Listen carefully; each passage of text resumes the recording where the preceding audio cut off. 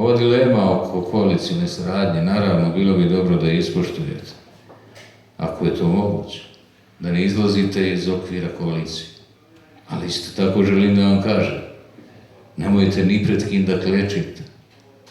Ako kandidat DNS-a ne treba podršku Socijalističke partije u Oštroj Luci, pa nemojte mu i dati. Ne morate glasati za SDS, ne? Ili PDP.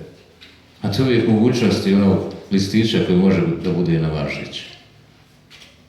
Dakle, mi ostajemo korektni, ali isto tako nikome nećemo dozvoliti da nas ponižavamo. Ni kao listu, ni kao partiju. Ja vam sugerišem da učinite sve. Učinite napor da se dodatno razgovara i mi ćemo prije svega predsjednik sugerisati gospodinu Paviću da ispoštuje koalicijni sporazum koji je potpisan. Nismo mi sjeli na nekoj njivi i rekli aj mi ćemo zajedno. Smo ozbiljne političke partije koje su potpisale sporazum za 57 opština. I to ima da se poštuje. Ali ako će samo socijalisti poštovati taj sporazum, nisam ni za to. Čuvajte dignitet i partije i svoje lični. Nikog nemojte moliti ni za što.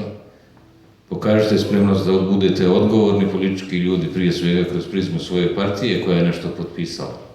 Ali ako je to nemoguće, nemate potrebu da telalite za bilo koga, a u ime ničega. Orijentišti se na rezultat liste. Da naša lista ima što bolji rezultat. Da imamo što više odbornika. I dajte sve od sebe, ali svake od vas. I oni koji su na listi i oni koji nisu na listi. Član partije ima obavezu izborima, naravno. Ja znam da Oštra Luka teško živi. Čuo sam ovdje da je započeta dvorana koja već propada. Naravno, nećemo odustati.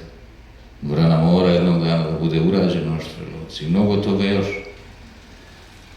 Naravno da je nelogično da se iz ove vitomine sanske i ove ljepote seli i odlazi.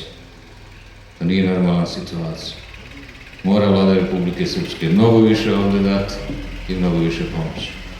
Ja često na ovakvim skupovima bez ikakvog ustezanja kažem da je naša partija koja je voljna i želi pomoći svima. Ali ima jedna vrsta ljudi koje je nemoguće pomoći i koje mi ne možemo pomoći. A to su oni koji neće da rade. Takvima se pomoći ne može. Naravno, vi ne pripadate toj vrsti ljudi.